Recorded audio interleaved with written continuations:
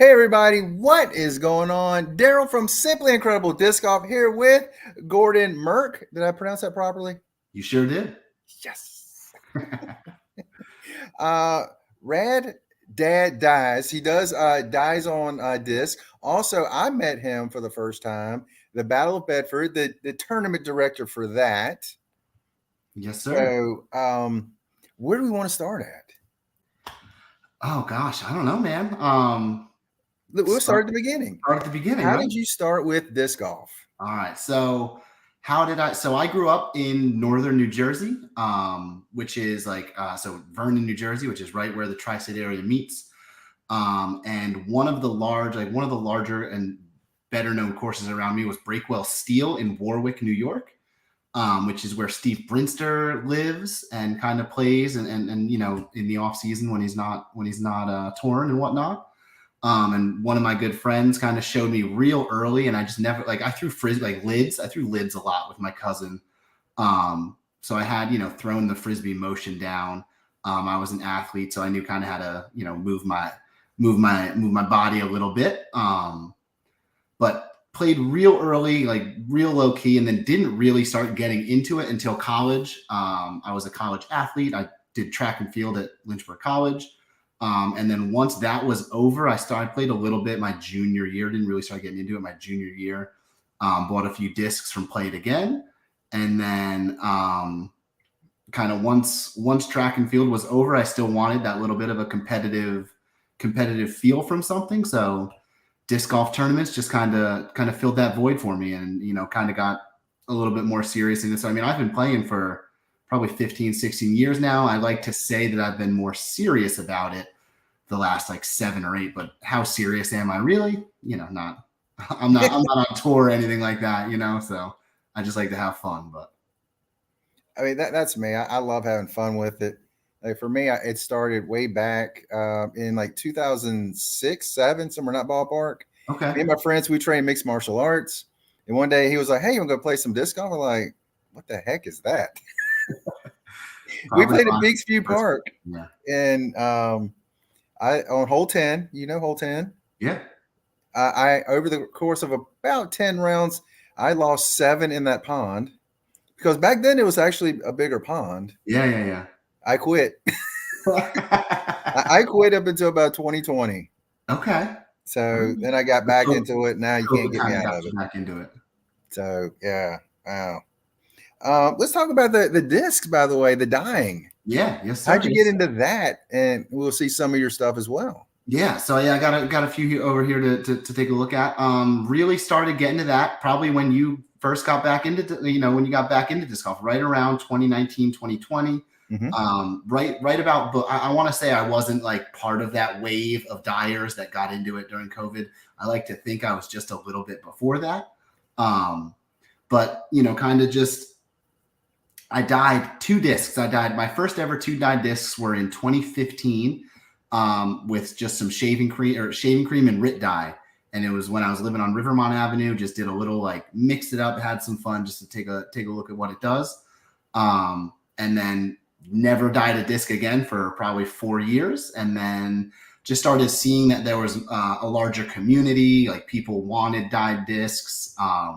So I just, another outlet for me on something that I enjoyed doing. So I kind of just slowly got into it, starting to, I guess, build my repertoire of styles that I do. But I would say 2019 I started, and then just really kind of just, kept going ever since. I don't really do it to make money. I just do it for fun.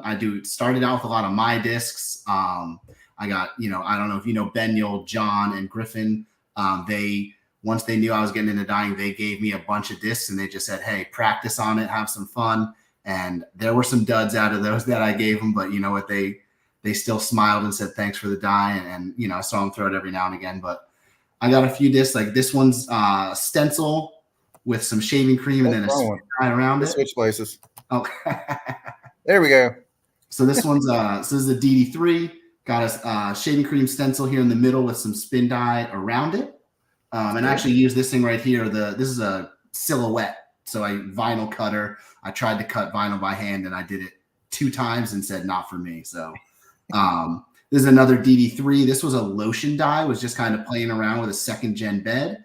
So just kind of swirled it around a little bit. And I've honestly never been able to replicate this style. So I love the look of that one. Thank you. Yeah, I've thrown it once or twice, but I'm so nervous because, again, I love the way it looks. So just never been able to replicate it. This on one, a wide open hole. That's the only time you can throw it. that's right. No Sandusky or Hole 10 at Peekshue. You know what I mean? So Fallen Creek. Yeah, that's right. This is a Fusion X Verdict. So this was glue. I like that. Just played around a little bit with some different colors, a little swirls, and then a little spin dye to kind of close it off on the edges a little bit. And then let's see, I got one more here. This is an Instinct. So this one's actually kind of a mix of a few different styles. So this is vinyl cut with Floetrol cell dyes on the inside. So just kind of just laying it down into some Floetrol, and then on the back, I got some spin dye on the back rim. This is one of the first discs I did the back of. Was always just kind of a top guy, and then never really spun the back. And I saw some people just starting to kind of finish him off, give the back end some love, and there it is. So wow. See, I never even think about the backside of them. I always look at the front. That's right. That's the front's the moneymaker, right?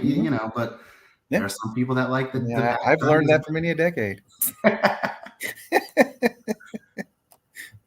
So wow. One of my friends, Chris, he might show up later, but he's watching his Dolphins play tonight. So well, you know what? Maybe he shouldn't come on, Jets fan and all, so yeah, not one, but touche. But yeah, he's recently gotten into dyeing some of the stuff. As I always thought, when you touch it, it'd either be gummy or sticky, but feels just like a regular disc, and it blows my mind how easily it works. It doesn't change the weight. It doesn't change the flight characteristics. There are dyers who get very, very into the science of it. I'm not really one of those guys. I know that if you heat it up, the dyes go in faster and they go in more saturated, so the colors are better. And that's really kind of where my science on it ends. It's I use glue, acetone, alcohol sometimes, and Floetrol, and then just powder. So I kind of use a lot of the big ones that are out there now. But yeah, as far as science wise of why it works and why, it goes into the pores of the plastic, I think is but you'll see some of the older ones, they'll actually go through, the dye technically never stops going through the plastic. So you'll see some of my older dyes, they've gone right through to the bottom. So you can kind of see on the back end of the disc, you can see the design through it. So it's pretty cool. That is interesting, because when I first saw them, and then you could see, well, this is one of my fears, but you could see the logo was still there. It's well, how did they do that with the logo staying there? At first, I thought they might cut out something for the logo. It was apparently not. It just doesn't stick to it. You can do a few, yeah. So it doesn't stick to the the dye won't penetrate or go through the stamp usually. So some dyes, depending on what you'll do, will actually eat away at the stamp. So that's one reason. I'll wipe the stamp. Sometimes if I know I'm going in glue or something like that, I won't. And because glue, the way you do a glue bed is you put clear glue down, and then you drop acetone with the dye on top. So then the acetone evaporates and the dye is left, and then you can manipulate the bed and things like that.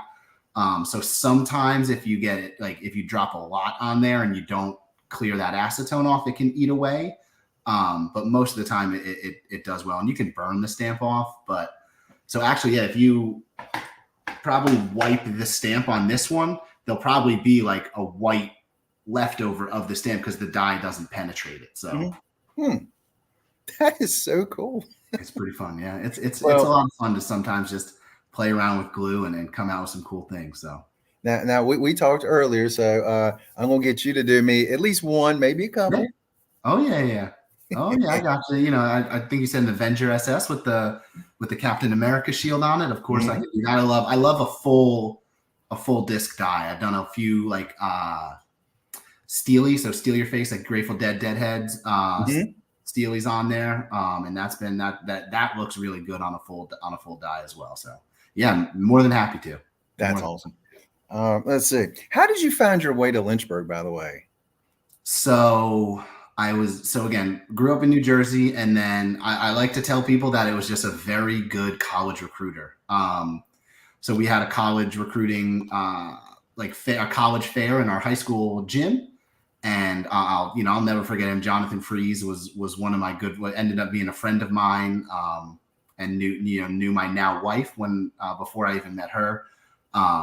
They worked together at the school. So my wife worked at the college as well.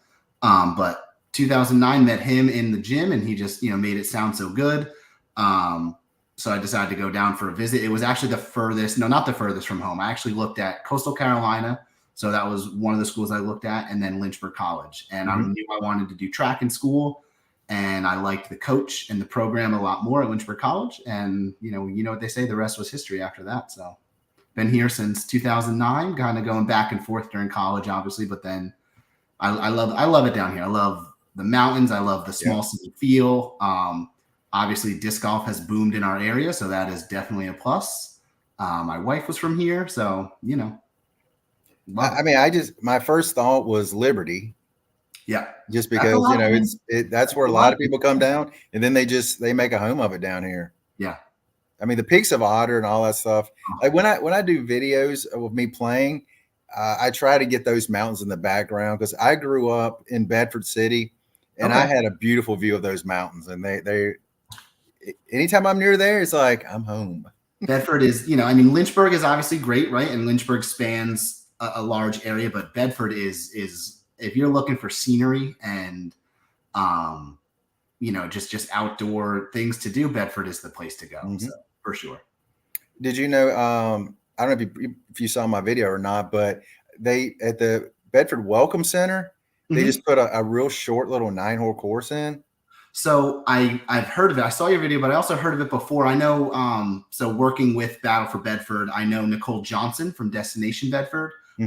She had mentioned to me a little while back. I know I think that was before Kenny left his position, that was one of his last little projects he was working on. I'm 99% sure. Don't quote me on that. Yeah, he left the Parks and Rec. Yeah. Oh no. Yeah. So wow.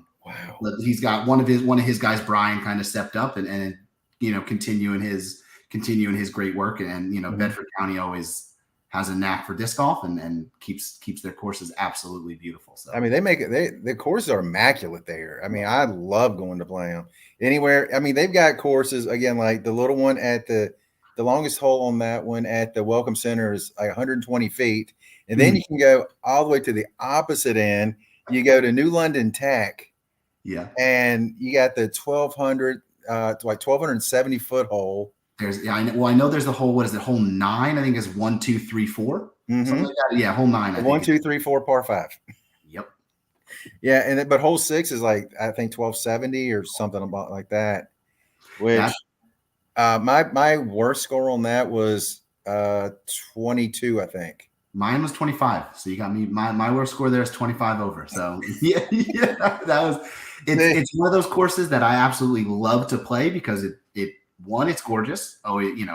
Championship level course. So we're extremely lucky to have it, and it's going to make you a better disc golfer. It makes you think about every single shot you have to think, and I think that's what makes a good disc golf course. Is there's really no throws off, if you will. You know what I mean? So. Yep. So I was telling Chelsea Howes, she was talking about maybe coming next year, and I was like, let me walk with you that first, when you practice. So there's places you want to be, and there's places you do not want to be. You got to play it. You've got to play it and walk it before. I agree, especially in a tournament setting. So yeah. So now Ivy, I haven't been over there, so I don't know what it's like over there. Ivy is. I will say Ivy is, in my opinion, changing some more even before Worlds. I think they are, not we. I had some input, but not much. They are closer to that final Worlds layout, but I don't think they've gotten there yet. I know, obviously with Chris playing Battle for Bedford, Brody playing it, Nate had a lot of had a lot of input from them. I know Nate has a great crew that came down and helped set it up. If I had to guess, there'd be some tighter OB along the golf course and things like that. But it plays backwards along the back nine, which, I mean, it's a beautiful course, beautiful plot of land, and plays really well. So I'm excited to see what it's going to look like come World's time. But we've been very lucky to have, we were very lucky to have it included in Battle for Bedford this year, and then also have some flex starts out there as well. So, yes, I used to play golf a lot, and I played out there many times. When I first saw a video of people playing, I'm like, hold on, wait a minute, they're going backwards. Yeah. Why are they going from just above the green on 18, going like back toward the tee pad of 18? I was like, wait a minute, what am I looking at here? Yeah. Yep. Yeah, and I mean it's got a lot. It's got elevation. So hybrid courses are huge elevations. Yeah, huge elevation changes. And hybrid courses I love. I think they play well to my game. I'm not always the most accurate, so that's why I shot plus 25 at New London. I've gotten better, but was not always the most accurate, so could air it out a little bit. I love Ivy Hill. And then one out in Danville. I don't know if you ever got to play the Arsenal or Southern Hills. Was a great course, or is a great course again. You know what I mean? And something about just driving a golf cart and getting to play disc golf just feels right. So, are they going to? I mean, I'm sure we don't know as of now, but will they allow carts for Worlds? I don't know if they'll allow carts for Worlds. I would imagine they would. I don't know. It depends on a few different things, right? So we could have had him for Battle for Bedford. I think, I was not there in the negotiations for Ivy Hill. But again, I am very appreciative of Nate Heinold and him, having that included with us and helping us get that in Battle for Bedford this year. But the reason is, like, if you can offer to have people pay for the cart fee if that's not included in your fee when you rent the course. But if not, like, it can't be like only a few people get a cart. Right. It has to be all or none. Yep.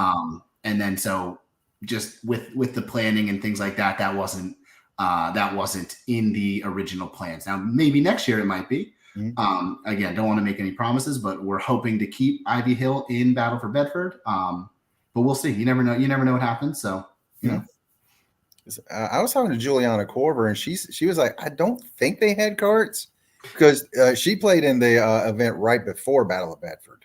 They did not. They didn't have carts at that. We did have carts. So we had people were able to purchase carts for the warm up for Battle for Bedford. So Battle for Bedford started on a Friday. We had a warm up at Ivy Hill on Thursday, and players could, again, since it's not sanctioned, it's just a practice round. Players were able to drive carts there. So, how did you get involved with the Battle of Bedford? So Battle for Bedford, this was my second year taking over. And then, I know Hunter fairly well through disc golf, through, the local scene and things like that. I have worked with him when we did the Blue Ridge Disc Golf Tour.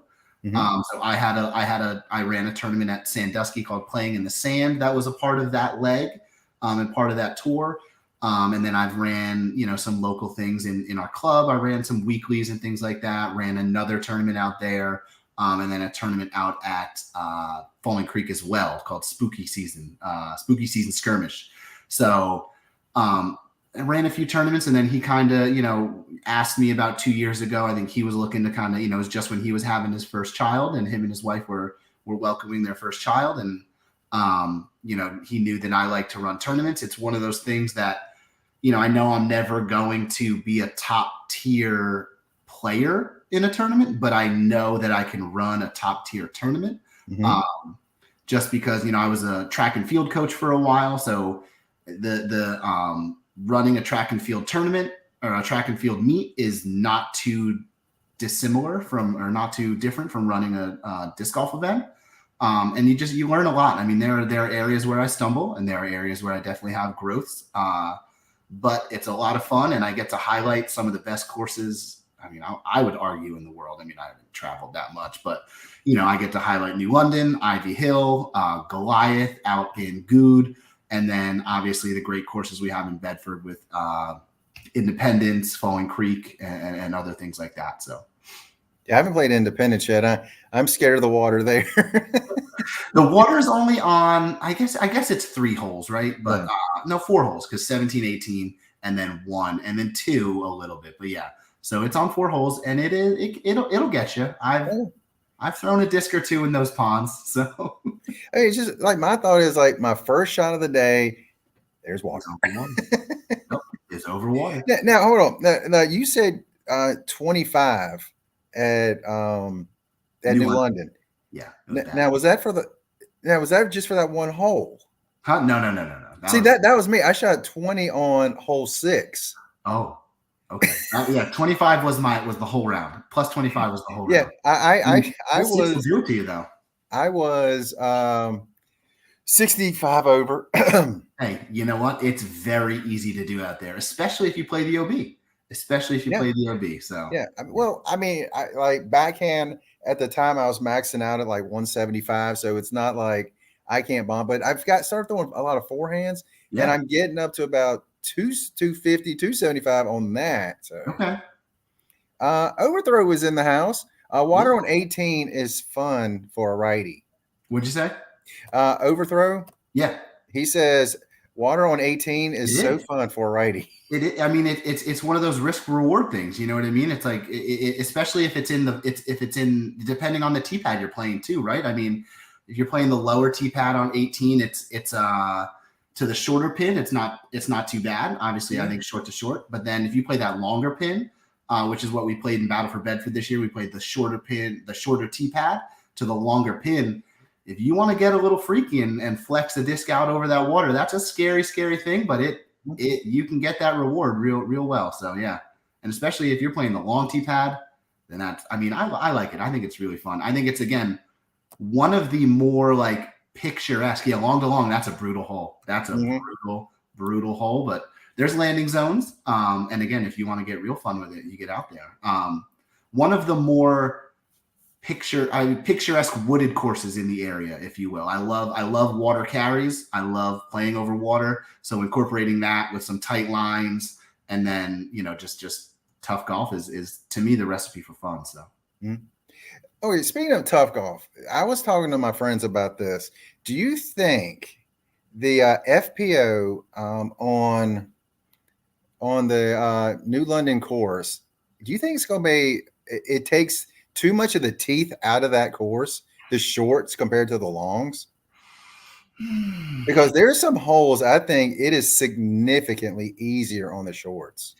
I think it does take some teeth out, but that's not saying that short it's not easy, but the short layout is an easy day out there. You know what I mean? You're still throwing. I can't think of too many tee pads that, I guess 9 changes a lot, right? Because 9 you're not throwing over the gully, right? I mean that literally takes 500 feet off of that. Probably 500 feet off. Yeah. I'm looking at hole 2, for example. Hole 2. You take that first turn out of it. Yeah. Hole 15. From that hole though. Hole 15. You're not throwing through those tight woods on that first shot. You're already out in that opening. Right. You are out. You're out of there. So you're out of the road. It definitely does take some teeth off. But I mean, I think we saw this year that the shorts was still challenging for the FPO in Battle for Bedford. And I still think that's a championship level course. So one area I was really surprised to see is we didn't have the FPO tee pads ready for Ivy Hill. So one thing I was I don't want to say nervous about, but I was concerned for some of the ladies. I mean, they knew they were going, but they played the same course as NPO, and they shredded it. I think they played a phenomenal. I think Debbie played an absolutely amazing round out there, and I think that round won her the tournament. I mean, that round, so I mean, it was phenomenal to see them play. It was awesome. I got to ride with them the last few holes and play and watch as they were playing, and it was awesome. I mean, they played better than I would. So yeah, I wanted to go over there, but I was like, yeah, my legs don't want to walk that course. So I played it in the first flex start that we had out there. I did not play the second one because I knew I would get a practice round in to at least get the course in this layout just to see what it was like. It changed a little bit from the first time to the second one, but it's a long course. It's a hike. So Well, I was talking to Juliana Corber, and one of the things that she said to me was back in the day when she played in the men's events, she loved it because she's playing the same courses that they are, and she just wants to compare herself to them. And one of the things I should have asked her, doggone it, is do you think that the pro women should play on the same tees and everything as the pro men? I mean, I think they could. I think, you've seen, and especially with the, level of play rising for everybody, I think it's, we're seeing distances thrown that I don't think we ever thought could be thrown. You know what I mean? And then, I mean, look at Ellie Ezra coming up. Yeah. Oh my gosh, she's going to bomb. I mean, I think there's something to that, playing the same courses and same layouts. But yeah, like I said, it was super cool getting to see them play the same layout as at Ivy Hill. So, what do you think about? Is there a way? Because I ask everyone this question, and I say this: I'm a huge advocate for women players out there. Is there a way to get more women to the lower tier events? To lower tier events, like okay, wait, I mean, for example, like Battle Bedford's B tier, and there were what 6 or 7? 6. Yeah, I think 6 ladies coming out. Now I think Battle for Bedford had a few different things going on this year. I think we switched to a 3-day this year, which I think knocks a lot of players out. Last year, I think I think if I'm not mistaken, we had 8 or 9 FPO players with some what do you call it? With some with some drops and things like that. So, so switching to a 3-day, I think cut it out. But I think, I don't know. I honestly don't know. I try to keep with what the PDGA says for payouts and things like that. And I even, try to make it even for the ladies and the men. But yeah, I don't how to get them out. I'm not really sure. I think it's also like a geographical thing, right? Like how many ladies do we have playing in the area? I know we have Liberty here that has a lot of ladies. So I know a few of them were going to play, but then kind of had something else going on. But yeah, I know we got, Brooke around here is a big advocate for that. Brooke is amazing. Brooke is phenomenal. Yeah, I played with her in Peaks and Creeks. So I was like, wow, she is so good. Well, let me rephrase that. I was at the same tournaments as her. I didn't actually play on the same cards with her, but just watching her play is like, wow, she's so good. Yeah, she crushes. Debbie crushes. I mean, all the girls all the ladies that played at Battle for Bedford had distance. So, yeah, I would say it's how to get them out there. Local leagues I think is big. I know we've had some kind of go in and out, have some ladies only nights and things like that to try and get them out there. I'm not sure, what else we can do to get them out there, but I know we'll try to make it open. I know they have the Virginia Women's Disc Golf Series Women's Disc Golf Series. That actually did not know. And that, I think we were trying to get one in this year. It just didn't work timing wise. I think maybe next year we'll see if we can get another Virginia Women's Disc Golf Series tournament out here. But I know Raptors Roost had one 2 years ago, I think. And then somewhere else fairly close, but not in Lynchburg area. So. Raptors, is that up in Charlottesville? Raptors is out in Gordonsville, so it's a little bit further out. Yeah, okay. Yeah, it's myville. So I was literally going to say that. yeah. Raptors out. It's on an old decommissioned golf course. They bought the land and I think they have they have 3 courses with a short course as well, like a tiki course, and then different layout, like different tee pads and holes on and pin locations on those as well. So, So, what's it like working with the pros when they like the top tier pros when they come to town? Like we had Brody Smith, Chris Dickerson, Zach was here again. Wasn't he? Zach Melton? Zach was here again. Yeah. Yep. So Zach's played the last 2 years in it. Chris played this year, which was awesome to see. Brody played the last 2 years. Justin Rosak played last year, I think. Brandon Lotta was the defending champion last year. So I mean, it's a little starstruck to see. You know what I mean? Like you kind of get to kind of meet some of your heroes, so to speak, and see them playing. But I mean, they're just like regular people. Chris was a very, very down to earth dude. Brody is a great dude to talk to and follow around, just to, with everything he's done in his career, and then the following he has. It's cool just to see how he's not like that all the time, like what they say online and things like that. He's a very, very awesome guy. So yeah, it's pretty cool. It's a little starstruck and a little nervous, right? Like announcing Chris Dickerson as the winner, I was a little shaky, but it's also really cool. It's like, I just got to run a tournament where Chris Dickerson came and won, you know what I mean? So it was really, really cool to see them and see Zach. Zach is probably like very, very down to earth, which I thought was very cool. Like he hangs out. He came to the players party both nights. He was selling some discs. He knows the Discura guys really well. So kind of talk to him and have some conversations with him as well. So yeah, I figured he'd be out on the pickleball courts. Yeah, that, you know what? I think Crosswhite has a few pickleball courts, I think. So I know he's there you got Peaks. They have them. Oh, does Peaksview have some? Peaksview has some. Yeah, I mean the tennis courts, they've actually put the pickleballs on them, and you almost never see anyone playing tennis anymore. It's pickleball is the new, big sport now. So it's crazy how that's just exploded over the last few years. Were you surprised? Because I was kind of surprised at this, that there weren't more pros playing in the Battle for Bedford this year. Just because of the next year's Worlds. And I talked to Juliana. She said it's the end of the year. People are tired. And that's honestly it. I think we're kind of a little,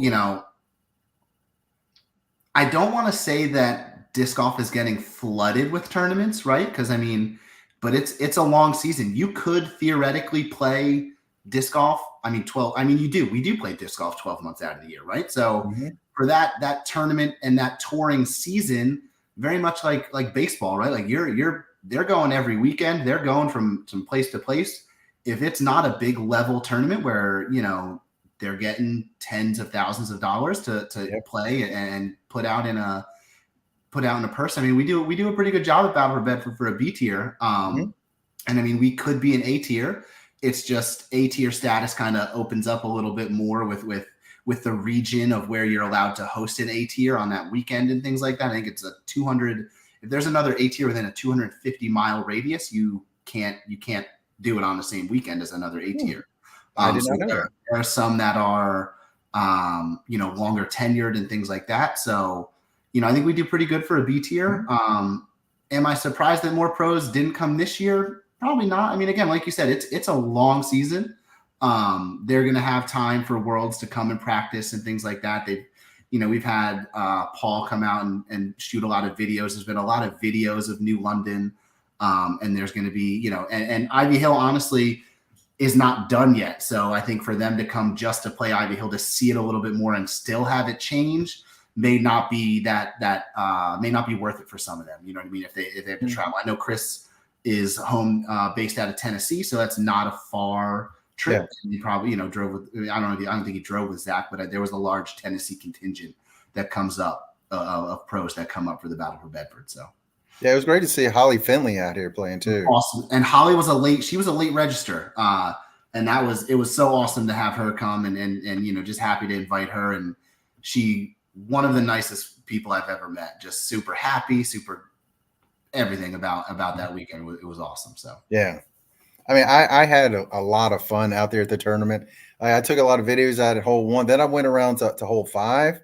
Yeah. And it was funny because I'm just sitting there on top of the hill and everybody's like, hey, is that in or out? And I was like, it's in. It's like, well, where's the OB out up here? I'm like, I'm not sure. I don't know. I think one thing I got to get is some spotters on New London. I think that's, the past 2 years, I think we've had some backups. But again, it's, if you know the course, you know where the OB is, obviously. But again, it's the spotters just helps people move through. And I think that's one of my grows that I think I could work on is definitely getting some spotters and a few more volunteers out there. So.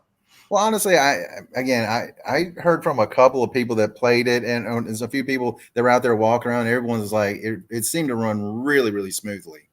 So, I mean, TD. It's not on me, man. It takes a village for sure. I was very lucky to have 4 other assistant tournament directors who helped me. Isaac Frazier, John Barker, Hunter Thomas, and then Dan Lee were huge and instrumental in helping me. I could not have done it. That way we had a TD at each course. And again, just preparation. That's one thing that I think I've always believed in is proper preparation prevents poor performance. And that's goes in when you're playing a disc golf tournament, when you're running a disc golf tournament, when you're really doing anything. So it's trying to make sure everything's done. Lots of long evenings the week leading up to it. But again, it takes a village, and was very lucky to have a good support team around me to help. So that is awesome.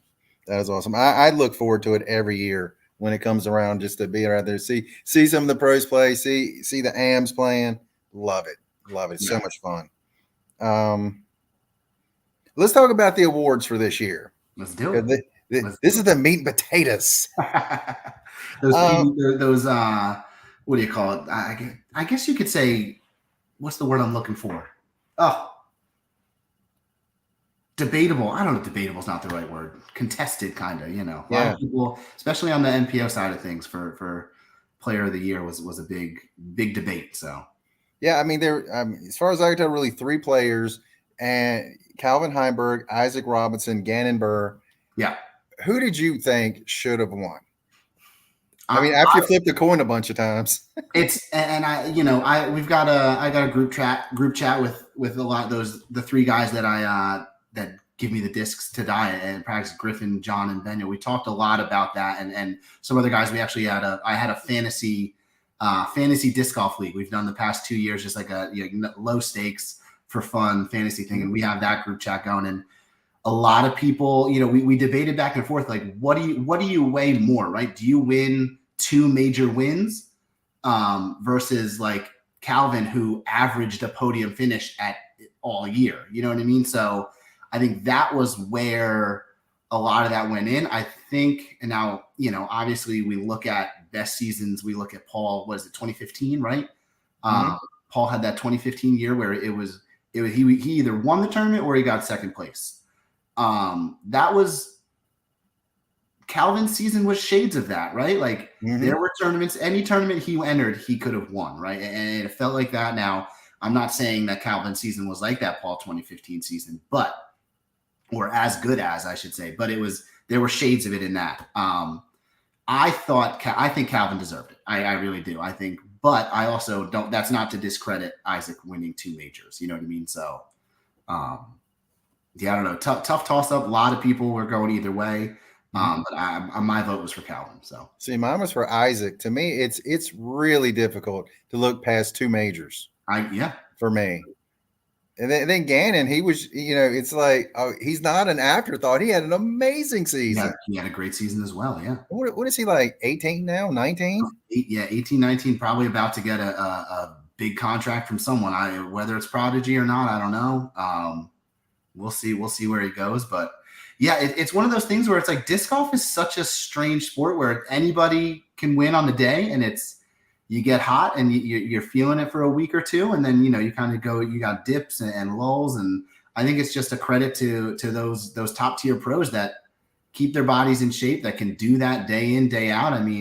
I go out and play New London and my arm's a little sore the next day, and that's just one round, you know what I mean? And I'm not in shape, and I'm 33 years old now, so it's a little bit different, but kudos to them. They're driving in vans to each tournament, so it's very impressive. And again, 2 majors is huge, right? Because the pressure on you, what do you win? Worlds, and then what is the Champions Cup? Did he win Champions Cup at the beginning of the year? I think. Yeah. So it's not to discredit that, but I think, to me, the averaging a podium finish throughout the entire year is insane. So. Yeah, to me, you couldn't go wrong with any one of the 3. Yeah, so I agree. FPO side, it was a struggle for second. It went exactly where I thought it would go. I think Kristen has, broke out last year. She's always been a top tier player, but broke out, I think, really, really stamped her name on things last year, and then this year just absolutely continued the dominance. And I mean, it's, so it's, I think we're seeing it. I hope to see another, I don't know if dynasty is the right term for it, right? Mhm. But like just absolute dominance next year and for the years to come, because I don't really see her slowing down anytime soon. So The only thing I feel bad about her is 2019 U.S. women's champion, and then you had basically 2 years where she couldn't even come to American couldn't even come play. play. Exactly. And you know what? That's probably a little chip on her shoulder, so to speak. Mm-hmm. And I don't think we're not past. We're not even. I don't think we're anywhere near the prime of her playing right now. So yeah, Well, I think her and Paige might be the same age, yeah. And I mean, which totally blows my mind. I know Paige has gone through some injury things and things like Mhm. that. And I mean, I think she just got married this past year. So, Yep. Just kudos to her. And yeah, just like congratulations. a few weeks ago, I believe. Yeah. So, I think it's that'll be a battle to look at, shades of that Ricky Paul, Mm-hmm. not feud, but, back and forth they had. So, yeah. I mean, the women's side, you had Katrina Allen and Paige Pierce. They had their era, Yep. and I hope Katrina comes back. I mean, gosh, the last few months for her were brutal. Yeah. I mean, it's a long season, man. And if you catch an injury, and again, I'm not saying that she did, right? But if something's happened or your form's off a little bit, you get hit a lot, it's easy to fall down that rabbit hole and just kind of, it's tough to get out of it, so. And then you have Owen Scoggins and Missy Gannon. Yep. I mean, Owen, she is one of the most delightful people I have ever seen on a golf course. Just a straight show person. She is amazing. Yeah. And you got a lot of up and coming FPO Yeah. players that are breaking out. Ella Hansen is breaking out in a lot of tournaments. Haley King, you know what I mean? And I know she kind of, I don't want to say took a step back this year, right? But I think changing what is it? Oh my gosh, sponsorship was a little bit for her. So who knows? But a lot of young FPO players. I think FPO, where it was Katrina and Paige for a while, Kristen coming in. I think much like we've seen on the NPO side. I think much like in all of disc golf, the competition around the top players has risen so much and so quickly that it really is. It could be anybody's day on any given tournament. So I'm calling it right now.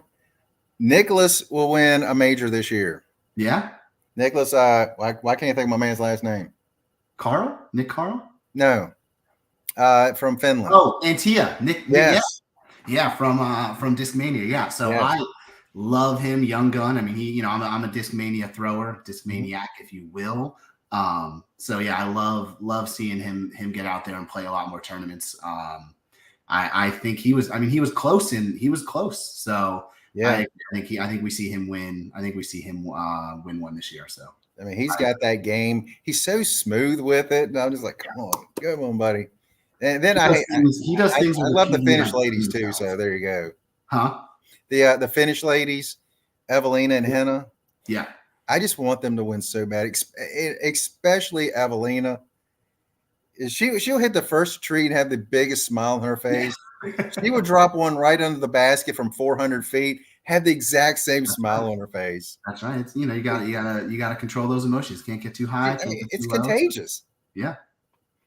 I mean, I saw in one of the majors, Kristen made a really long putt, and Evelina had the smile on it like she made the putt, and I was like, "You're awesome." Happy for competitors, and I think that's one thing that I always like, and I think my good friend John, the first time I met him was at Southern Hills, which is out in Danville. We played a tournament and we were tied, so we went in. We had we were tied for first place and had to go out for a playoff to win. And I didn't know who he was, he didn't know who I was, and we just kind of got talking. My first throw was god awful. And I after the tee, I was like, John, congratulations. Ended up having a decent second shot, but he still got the hole on me and still got the tournament over me. But I mean, we still talk we still talk now. We still talk every day. And I met him trying to beat him in a playoff in a tournament. You know what I mean? So Mhm. that's just a funny story that of how you just play, be happy for your competitors. It's not their fault you Mhm. lost or didn't play well. It's all up in between the ears. So Mhm. And that's exactly why I think Kristen Tatar is the best in the world. I all think it's right. right here between her ears. Yep. I mean, I was talking to a I'm Juliana again. I stopped bringing her up, yeah, but not me. I asked her, I was like, who do you think the most physically gifted female disc golfer is? And I don't think it's Kristen. I Yeah, think between her ears, she is the best in the world. yeah, yeah. So consistent, like you said, Mhm. smooth. Mhm. So yeah, I agree. I mean, she throws a bad shot and she looks like a robot, just Yeah, focused on what does she have to do. And to goldfish me, the man. most physically gifted on the female side is probably Haley King or Holland Hanley. I think both of those two are amazingly talented.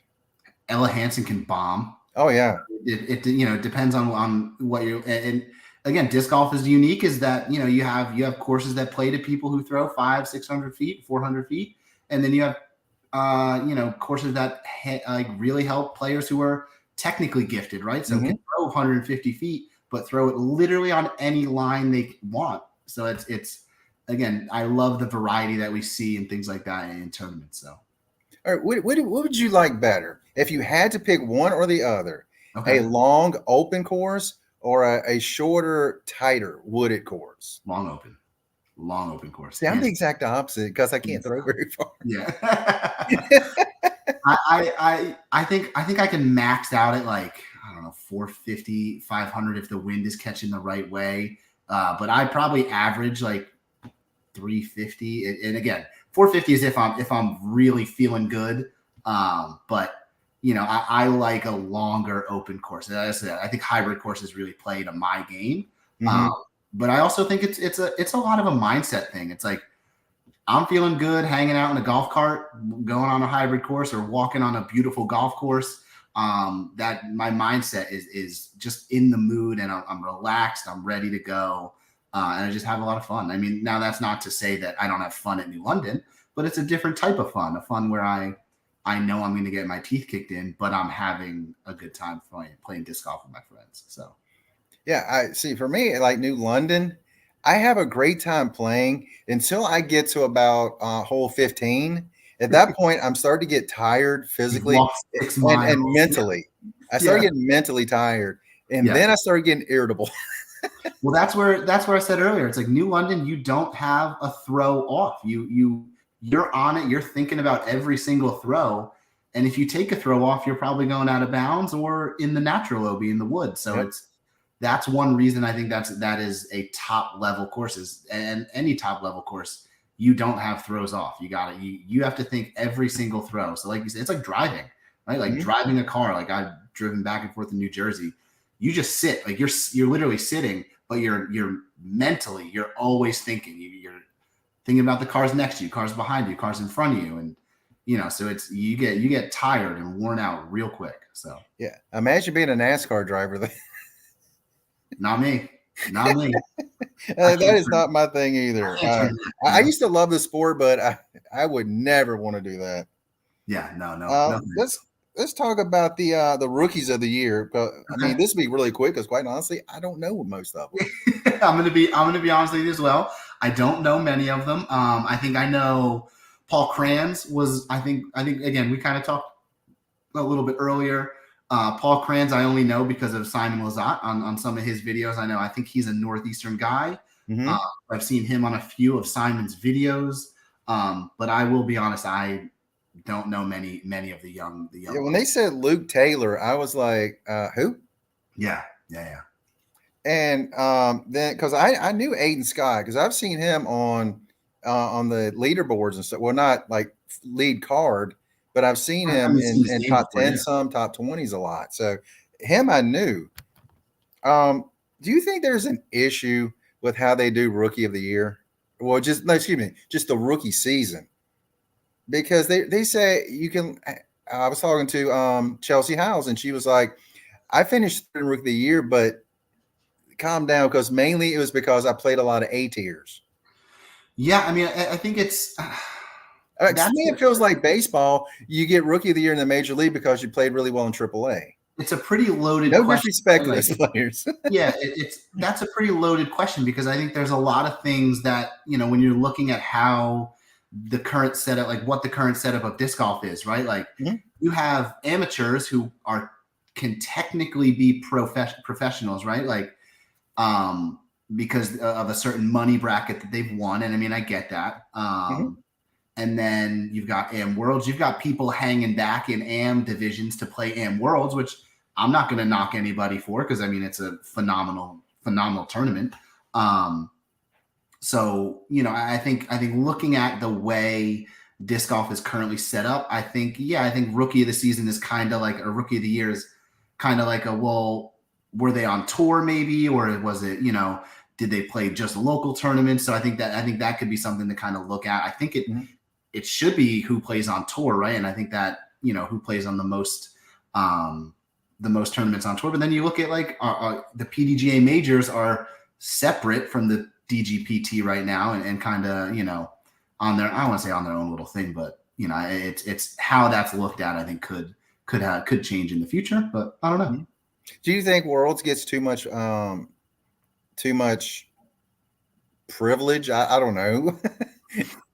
where they make too much of Worlds compared to the other tournaments. I don't think so. I think it's, I think you look at, and I know we don't want to always compare it to golf, right? But like you have majors in golf and you have majors in disc golf. So when you kind of look at it that way, I think, but you look at the majors at golf, they've always been at one course, right? Or most of the time, like the Masters is always at Augusta, right? Yep. Worlds is not always at the same course, which I actually like. I think I like that, because again, disc golf is so unique and there's so many different talents that, having them rotate can help, right? Because again, it can be different winners. Now, do I think Worlds should be in the middle of the season? Probably not. But I also know that that's, that's when players are just starting to feel their groove, not necessarily at the end of a longer season. So I don't know. I think it's the way disc golf is currently set up. It's kind of like we talked about, when we were talking about MPO Player of the Year. What do you weigh more? Do you weigh a major more than maybe playing well all season?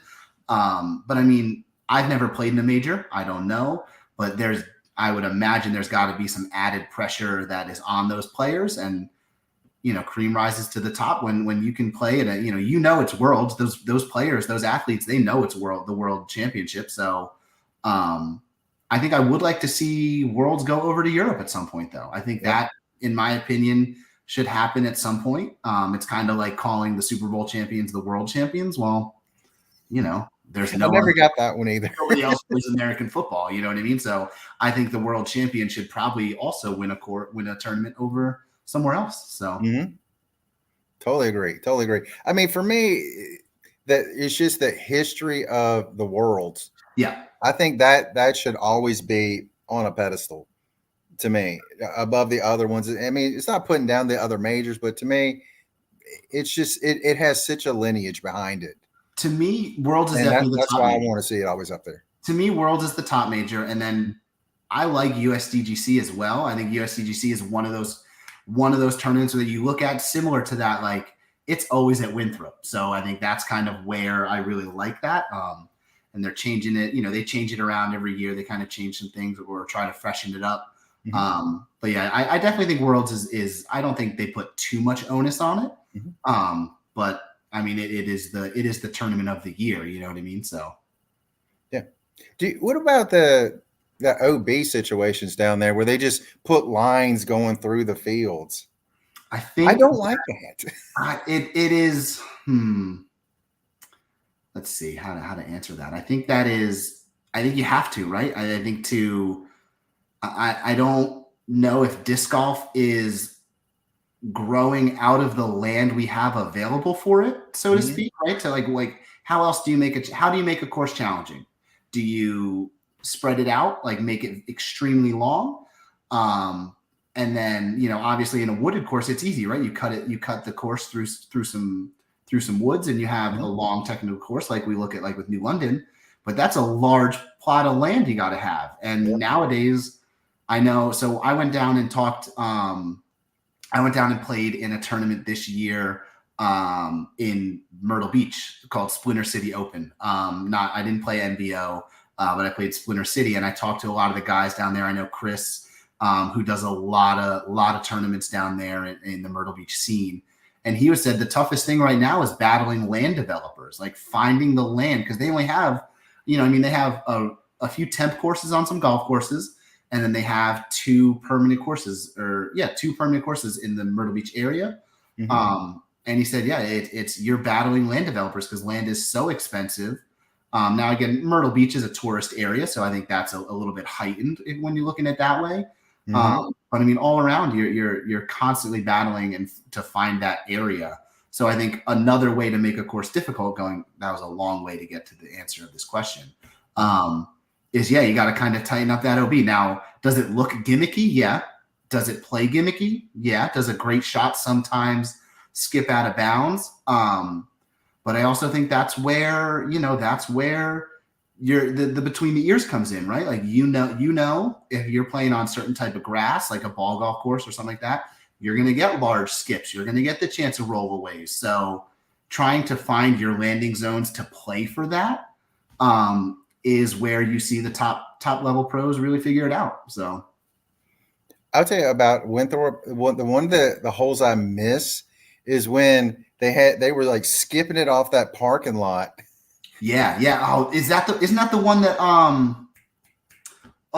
Nico Eagle had like a 12 or something on it one time. Huh? I think Eagle had like a 12 on it one time. Is that the hole that Nico got the albatross on? Did he? I don't know.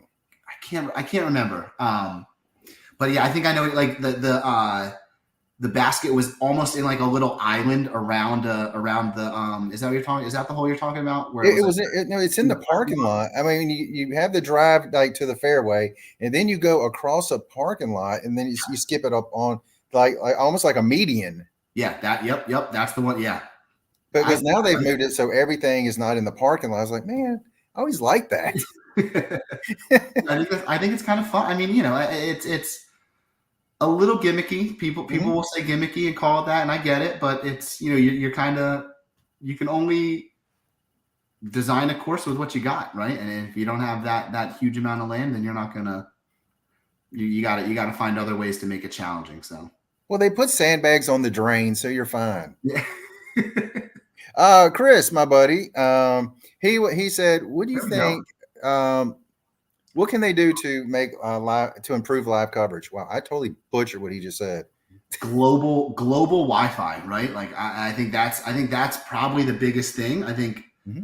Well, I don't know. Like I guess live coverage. I'm going to be honest. I am a bad disc golf fan in that I don't watch much live coverage. You're a bad disc golf fan. I'm a post-production kind of guy. How can they improve live production, coverage? I think it has been improved, right? I think the commentators is extremely important. Mm-hmm. So I know, this year they filled a lot of that time with commercials and things like that. But then also just the level of commentary has risen. I mean, I love the guys who do Jomez. So seeing them getting some mm-hmm. live is great. Mm-hmm. But I know they don't do live all the time. So it's kind of, I don't know. That's a tough question as well. Like, what do you see? I think obviously the first thing that comes to mind though is the Wi-Fi and how you get that, because a lot of times you'll see. I think wasn't there some issues with Worlds this year, right? Where like going in the back of Brewster Ridge and mm-hmm. Smugs up on a mountain. I actually played. I got to play Smugs. I got to play Fox Run about a month before Worlds this past year. So I was super pumped to get up there. That was a bucket list course for me. I have cousins who live up in Winooski, Vermont, so getting over there was super fun to play. Awesome. But I mean, you're on the top of a mountain in the woods, so I mean, I get it. I get not getting Wi-Fi out there, but I think that's one thing that if you want to get better coverage, you got to get a stronger Wi-Fi signal somehow. I don't know. To me, the biggest thing is to get to that next level. It's sponsorships. Sponsorships as well, yeah. And to me, you have to get the sponsorships. It's Yeah. not just more, it's the top tier ones. The Coca-Colas, the Pepsis, the McDonald's, the BMWs, Rolex, those top level that flood the market, I flood the think money in. I think LL Bean this year was a That was huge, a huge, huge increase. Yes. huge increase. Bushnell has been doing a great job recently. You know what I mean? They've obviously kind of gotten their hands in the market a little bit. Um, I wouldn't be surprised, like, I wouldn't be surprised to see, like, if people try to reach out to Vans. I mean, Vans is a huge, I've worn Vans since I was 12 years old. It's so funny to see disc golfers wearing Vans now and playing in Vans. So I wouldn't be surprised to see them try to reach out, get some tournaments. I don't know, you know what I mean? LL Bean was close because it's a Vermont company, and they're huge up in Vermont, so that was a no-brainer. Would love to see them continue in some iteration or some form of sponsorship. But like you said, getting those big names and then getting the consistent sponsorships is big as well. So. Get rid of the halal guys. I will tell you why. I went to 2 big tournaments this year. They were nowhere to be found. Yeah. If you're going to put a big sponsor, have a truck at the event. Yeah, that's right. I want to stand in line for that world famous halal. That's right. You gotta be there and push the product too. So. Yeah, because when I was at the U.S. Women's, I took a picture of me beside one of the baskets that had the halal koozie on it. I was like, "This is the only place you're going to find them on the whole place." I was very upset with the halal guys. Yeah, I think that's at a lower level, finding sponsors and getting sponsors is difficult because I mean you're getting their name out there, you're getting coverage and things like that, but is that drawing people to that you'd hope so, but I'd be interested to see if LL Bean does come back again this year or next year. I definitely hope they do so. Huh? I said I definitely hope so. Yeah, I hope they do so. I mean, I'm really surprised that a company like Coke or Pepsi hasn't come on board yet. Yeah, and I mean, you saw I think Paul was sponsored by Celsius at some point, right? Or had like some type of deal with Celsius and Adidas in the past. And with those big companies, is it worth it to them, right? Does the sponsorship bring the money in? Yeah. So I mean, I think we're getting there, and maybe disc golf is not I don't know. I've often thought that disc golf is maybe not as large as we think it is, right? Like it's kind of like a recency bias because we're in the sport, we know it. But you said earlier, you said at the top of the show, you've had people, what is disc golf? You know what I mean? So there's still people there that don't know about the sport. And I think COVID was a huge growth and bloom, and nothing for nothing, Brody coming in had a huge bloom as well. So what's that next bloom that we're going to see and to grow the sport up a little bit? Hopefully getting some big name sponsors and, getting some ads out there. Maybe LL Bean puts a disc golfer in a magazine or something like that. You know what I mean? So to me, Kristen Tatar and by Nike, right? Or I think she had some. I think so. A similar deal as DePaul and Adidas back in the day. I don't know, but I know she's in Europe. It's huge. You know what I mean? Yeah. So, I mean, I just look at her. I'm like, she has a look. Yep. She has a humbleness about her.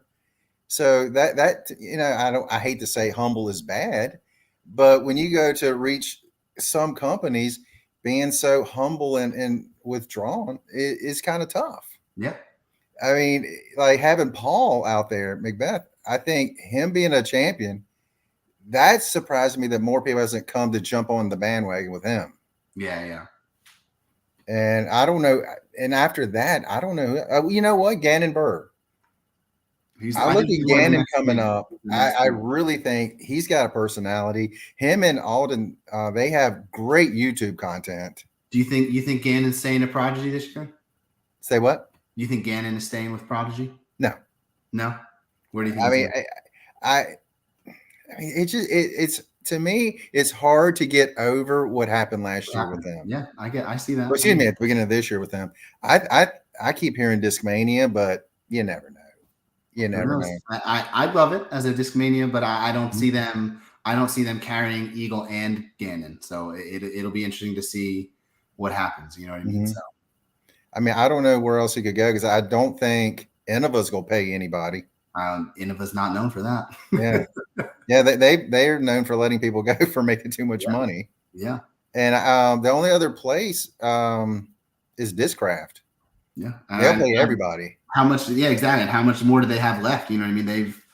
It'd be interesting to see if they drop some players or pick up some more. I don't know. So yeah, it'll be interesting to see. I'm surprised we haven't seen more offseason moves yet. I know a few have gone off a Lone Star and things like that.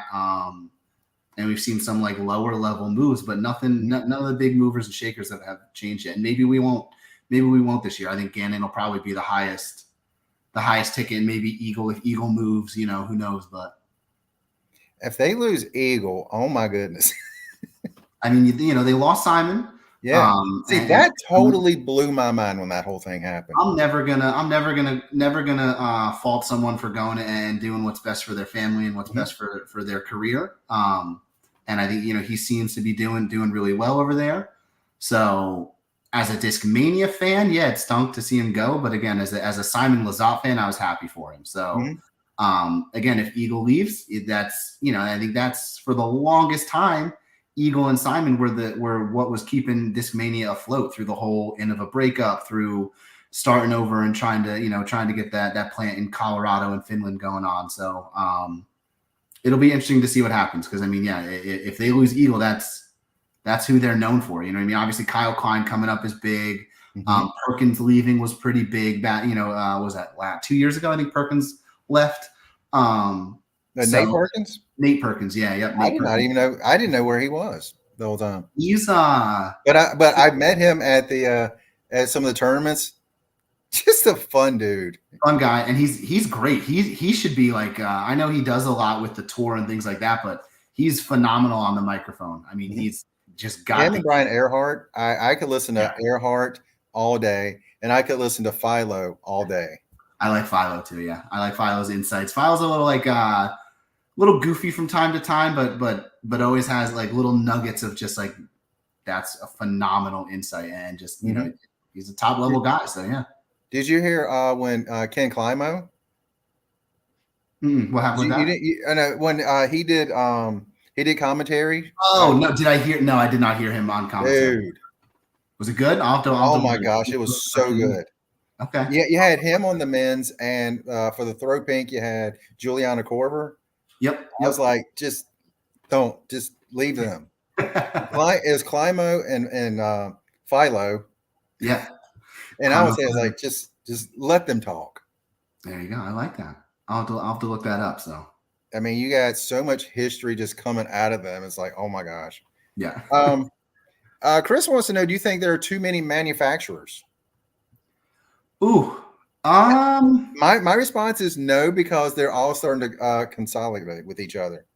Do I think there's too many manufacturers? No, right? Because like, I mean, capitalism, rah, they if they succeed, they succeed.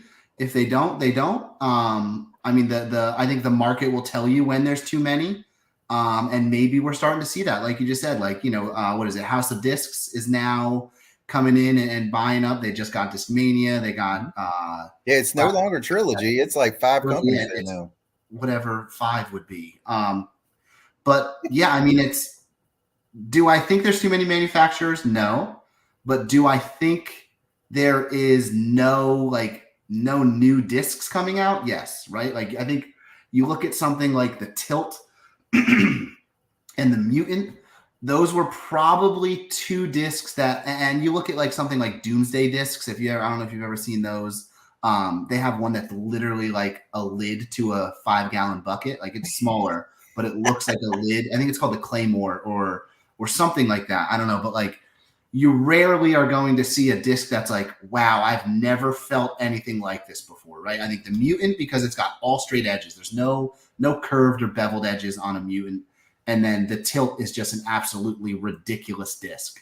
So those are the only 2 that come to my mind of like new discs coming out that we haven't seen anything like before, right? And I mean, we've seen overstable discs, but I would say there's not many new discs coming out. So, well, they do. Which company is it that has the dimples on them? Oh gosh. Because they're like, well, it has I know what you're talking about. It's it's like, well, RPM. it Does has RPM have the dimples? golf ball technology, so it will fly better. I'm like, I don't think that's how that Is it works, but it could. is it RPM? I don't think it's RPM. It's an off name that I don't know. Mhm. I'm Rippian, maybe. I don't know. Mhm. I know exactly what you're talking about. Mhm. But I felt one, and it just feels really weird. I mean, it's like gyro, right? Like it's like, does gyro really work? I don't know. I mean, it And says right on it. So when you look at, if you look at physics, right, it should, right, more weight on the outside, and it should make it spin faster and go further. yeah. But Simon's the one to tell us that, and I mean, he's, you know, Well, I mean, I think he would agree that right now it's the best disc out there. I think he would. I think he, you know, whether he's contractually obligated to say that or not, I think he would agree. So Did you worry about him when he signed that contract, thinking all those years he knows those Discmania discs? He could just reach in there and go, "I know what this is doing. It's going." I, I don't think I worried about him. I mean, he's such a gifted athlete, right? He can throw a frisbee, a disc on any angle and make it work, right? I think the issue for him, and I think we're seeing it with his discs coming out, right, is what, I mean, you know, they kind of opened up to let him throw Streamline, MVP, and Axiom. So what discs can he find that fit his game? I don't know. I mean, he, you know, he obviously just made the time lapse, and I think we'll see another one come out. The hex he's been really into. So I do like a hex. I will say I've thrown a hex before. I love a hex. I've only thrown a few Axiom discs in my lifetime. Through the Crave, and I love the Crave. Back in the day, I threw a lightweight Crave, had a bunch of those, and then the Defy, which was essentially, like, in my opinion, like a destroyer. I think it's a little bit slower, but it was overstable, and I think Simon. It was funny. I think Simon ended up throwing the Defy for a little while as well. But again, it's what I think Discmania tailored so many discs to him. And like you said, he was so ingrained in the molds that he has, he likes, he knows. It's just finding those that work for him and maybe creating new ones that he enjoys. So, do you think that the contracts could actually be bad for new players because it is now costing more and more and more to play? I don't know. I know it's good for the players. Yeah, I don't know if it's one of those things where it's like if the contracts are what's raising the price of disc golf, or we're just seeing inflation in general. You know what I mean? I think back in the day, you looked at a premium disc, it was $16, right? Now it's 25, so it's gone up almost 100%. So, do I think it's? I don't think so. I think it's good for the sport. I think it's good for the legitimacy of the sport. I don't think, if you ask MVP if they're upset about the contract they gave Simon, I think he'd say no. I think they'd say no. I think those hexes they dropped, I think they sold out in 5 minutes. So you probably made, you know, a decent chunk of that contract back in that hex drop. I'm sure the time lapse drop has you know, made them back. And again, I think you asked the same thing about Discraft and Paul. I don't think Discraft would be upset about the contract they gave Paul right now. You know what I mean? So, what about Ricky? I don't know. I mean, I think you look at Dynamic and the contracts that they gave out. I think there definitely was a time where, you know, that some players got to strike gold, so to speak.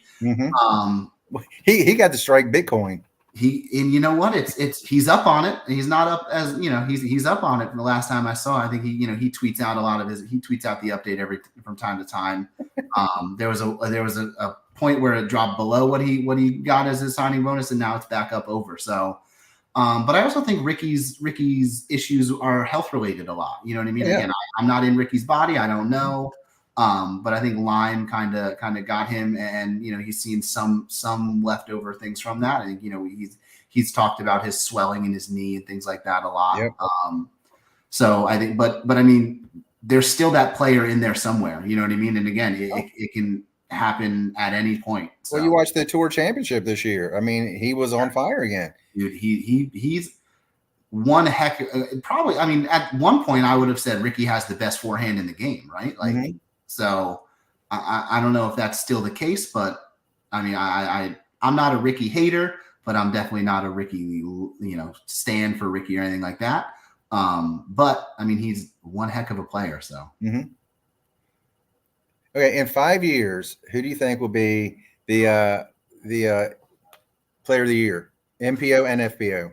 Because I feel like it's not going to be Probably some gonna of be the Gannon. big I think players that probably are gonna up be there now. Gannon. In 5 years, I think that's still close enough for Gannon to be dominant. Mm-hmm. Do we see another up and comer? Maybe. You know what I mean? I'm sure. We're seeing new top level pros go on. As far as FPO, To me, there's a list of FPO players it could be. it could be. Yeah, let's hope Kristen's still there in 5 years, rocking it out. You know what I mean? I think the reason I picked 5 years because I look at Kristen, Paige, Katrina Allen, Owen Scoggins. Missy is going to be probably still there, but I feel like those other four are up in their upper 30s or they're getting close. I don't want to say aging out, right? Like yeah. that's not, but I think a lot of them at some point will jump up to masters and whatnot. Yeah. And Yeah, then MPO, I look at Calvin is going to be a little higher in age. Yeah. Paul and Ricky, they might be gone by that point. I don't want to say that's why I kind of picked 5 years as opposed to like 10. Yeah, I think Gannon. I mean, we're seeing Gannon on a trajectory right now that should be top, if not the top player in the next 2 to 3 years. And I still wouldn't count Calvin out. I mean, you know what I mean? We look at the success that Paul had for so long, the success that Ricky had for so long. It's why can't Calvin? I don't even think Calvin's reached his peak yet. You know what I mean? Yeah. I don't think Gannon has. So I don't think Eagle McMahon has, right? I think we've seen flashes of Eagle McMahon doing unbelievable things with a disc. So yeah, I don't know what the who it'll be in 5 years, but I'd probably put money on Gannon if I had to. So yeah, that's me, Gannon, and then on the FPO side, I'd put Haley King. I agree with that as well. Yeah. So I mean, then you still have Ella Holland, Ellie Ezra. Yeah, Ella's also sneaky, like coming up big. So I'll be interested to see if she stays with this mania for a little while and how that helps her game. So it broke my heart when she lost at Waco. Yeah. I mean, I was like, oh, I want her to win so bad. FPO side of things again is even more so. I think we saw, there was a huge drop off after Kristen this year to that second place. You know what I mean? So it's really, really anybody's for the taking. So yeah. Well, we've been going for longer than I meant to. I try to keep it an hour. We're at 1:17. Yeah. Talking some golf, Yeah. I mean, I literally could go for another hour or more easily because I still have a lot of stuff we never even touched. You know what? What was the best shot of the year on the Pro Tour? Oh gosh. Oh, now you're putting me on the spot. Best shot on the Pro Tour. I mean, mine when I think of this year, just one shot comes to mind. But there's a bunch of them, FPO and MPO, but there's just one in particular for me. It was Allie Smith at Worlds, that ace she had. Okay. I mean, like the whole way down, she was like running and pumping her fist all the way down to get the disc out. I was like, that was amazing. But then you had Calvin. He made back 2 eagles, from a mile away. Yeah, you're putting me on the spot. Yeah, I don't know if I could pick out a great shot right now in my head. So I'm sorry. No, hey, it was a long season and so many shots. So yeah, but that shot that she had was just amazing to me. But it is what it is. So definitely, guys, check out. He's got 3 things. Instagram, check him out. Instagram, Rad Dad Dyes. Rad Dad Dyes. Yep. Thank you so much. And if you like football and you like the Jets, that's right. There you go. Jets Therapy. You check out Jets Therapy on YouTube. And there are links down below for all 3. Oh, I appreciate that. Thank you so much, Daryl. I appreciate that. And thank you so much for having me on. I know you said we didn't get to finish it all. So if you want to have a part 2, man, I will gladly come back on. We'll definitely do that. Hey, and let's get in around sometime. I would love that. I'd even be willing to. We can try and I can try and figure something out where we do something dying on here. You know, we get a dye going on and then get you dyeing the disc or something like that, and then have some fun with it. So I would love that. Fun. So yeah. Thank you again, and everybody. Thank you for watching. And again, Daryl, thank you so much for having me, and love getting to talk to you more about for Bedford, and again, hope to see you out soon. So, That's right. So, and you will be the TD for this coming year too. Yep, I'm gonna continue being the TD coming up. Yep, and again, it'll be interesting to see how I think we're looking at the same weekend. So last weekend in October, kind of book ending a weekend with or a week with All Heisers, which is another like long established tournament here down in the Virginia area. So kind of looking to have a partnership with them for a great week of disc golf here in the Lynchburg, Bedford, Roanoke area. So that's awesome. Can't wait. Can't wait. Yeah, thank you. Thank you. But that's all we got. And you guys have an incredible day. That's right.